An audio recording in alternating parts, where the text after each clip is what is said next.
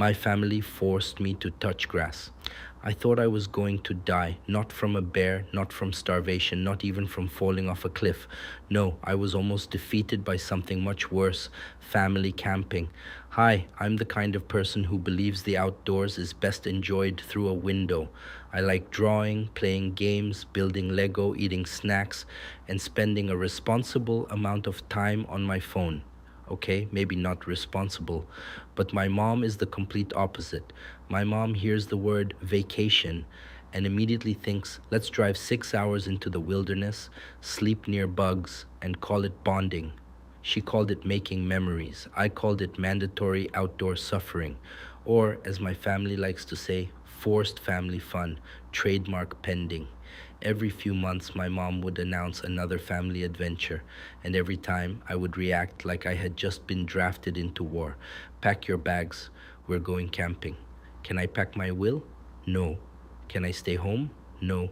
Can I bring the Wi Fi router? Absolutely not. So off we went.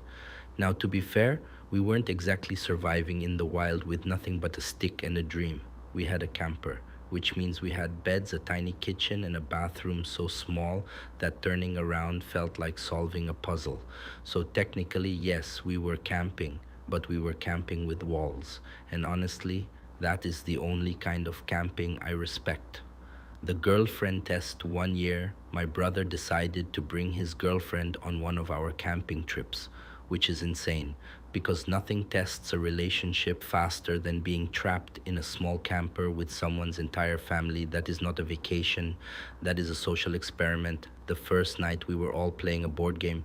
Everything was normal for about 12 seconds. Then someone stole someone's card, someone else ate the last brownie, and suddenly my brother picked up his girlfriend's ukulele like he was about to use it as a medieval weapon. Now, up until this point, his girlfriend had been quiet and polite, the kind of person who says no worries even when there are absolutely worries. But the second she saw that ukulele in danger, something awakened inside her. She turned around and yelled, "Put that down!" The whole camper went silent. Even the mosquitoes outside stopped buzzing, and that was the moment we knew she could survive our family. Maybe not emotionally, but physically she had a chance. The river hike. The next morning, my mom woke us up early for a river hike, a freezing river hike, because apparently normal hiking was not wet enough. We rented these tight wetsuits that made us look like off brand superheroes with no powers. My power was complaining. We started hiking through the river, and the water was so cold that my soul briefly left my body, looked around, and said, "Good luck, buddy." I hated every second of it, but then I discovered something. If I pulled the wetsuit open and blew air into it, I could puff myself up like a human balloon. And suddenly, the hike became less about exercise and more about engineering. Everyone else was walking. I was inventing. Work smarter, not wetter. The natural water slide. That river reminded me of another trip from years earlier. We found this smooth rock formation with water running over it like a natural water slide. My brothers went first. They slid down perfectly, laughing, cheering, having fun, disgusting behavior. Then it was my turn. I sat down, started sliding, and immediately regretted every decision that brought me to that moment. I tried to stop myself by grabbing a rock, but the water said, no. The current pulled me forward, blasted me in the face, and filled my eyes, nose, mouth, and probably my future tax documents with river water. I came out looking like I had just fought Poseidon and lost. My family was very supportive, by which I mean they laughed at me for several years. That is how you know they love you. The RC boat disaster. On another trip, my dad brought an RC boat to the lake. This was a great idea in theory. In practice, my brothers drove it like they were filming an action movie. They launched it over waves, they crashed it into each other, they treated this tiny boat like it owed them money. I watched this and thought, wow, they are definitely going to break it. So when it was my turn, I decided to be mature, responsible, careful. I drove the boat slowly near the shore. No tricks, no crashes, no chaos. And then the propeller hit a rock and exploded. I broke the boat while driving it like a retired accountant. That is a special kind of talent. My dad told me it was okay, but I still felt terrible, mostly because my brothers had committed 12 maritime crimes and somehow I was the one who sank the Navy. The dog escape. Later that day, we set up a spot on the beach. We had towels, snacks, shade, games, and our dog tied to a sand anchor. I was proud of this anchor. It was screwed deep into the sand. It looked secure. It looked professional. It looked like something a person with foresight would use. And then our dog saw another dog. Everything went quiet. His ears went up. His body froze. His brain loaded exactly one command: go. He sprinted. The sand anchor popped out of the ground like a champagne cork, and suddenly a 90-pound dog was charging across the beach, dragging equipment behind him like a furry wrecking ball. Imagine being that other family. You're enjoying a peaceful lake day. Then you look over and see a dog performing a prison break at full speed. Luckily, he was friendly. He just wanted to play. But for about 5 seconds, everyone on that beach saw their life flash before their eyes. Camping food. Now, I will admit something. Camping food is amazing. I do not know why. You can eat the same food at home and it tastes normal. But cook it over a fire and suddenly your brain goes, this is the greatest meal our ancestors ever discovered. Our family always made foiled dinners on the first night: potatoes, meat, vegetables, seasoning, all wrapped up and cooked in the fire. Simple food, elite experience. We also made campfire biscuits stuffed with eggs, cheese, and bacon. Was it healthy? No. Was it beautiful? Yes.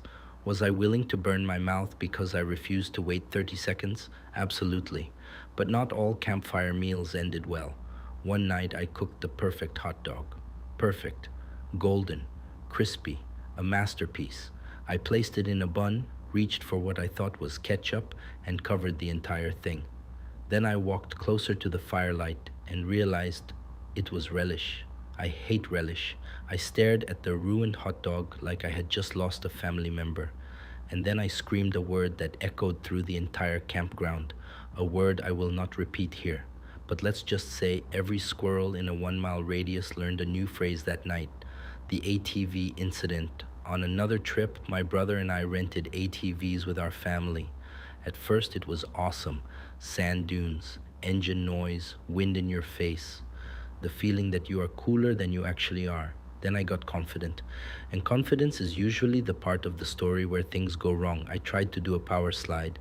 Unfortunately, this ATV was narrower than the one I was used to, so instead of sliding dramatically like an action hero, we tipped sideways like a sad shopping cart. My brother reached out like he was going to stop the earth itself. Bold choice. Did it work? No. But I respect the ambition. We were fine. But the ATV was stuck on its side. The sun was setting. The desert was getting quiet. And I started imagining the news headline: two brothers defeated by small hill. Luckily, another rider came by and helped us flip it back over. After that, I let my brother drive. Not because I was scared, because I was retired from danger, permanently, the family dog. But not every camping memory was chaos.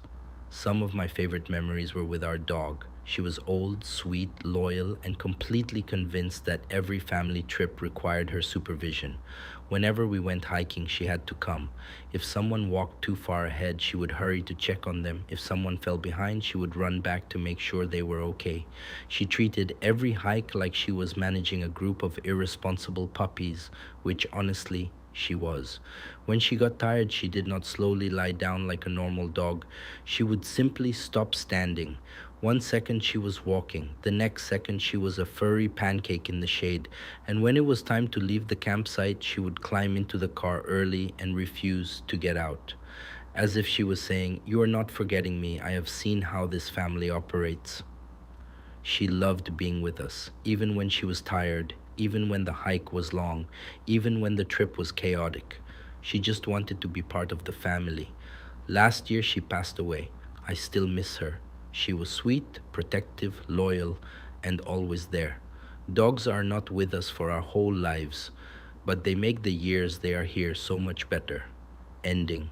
So, after years of complaining about camping, hiking, bugs, dirt, cold rivers, broken boats, flying sand anchors, and emotionally devastating hot dogs, I have to admit something.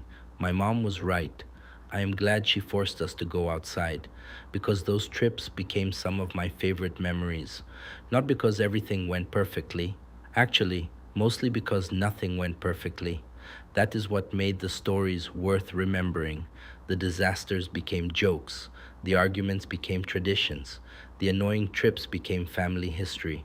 And somehow, against all odds, I actually like hiking now.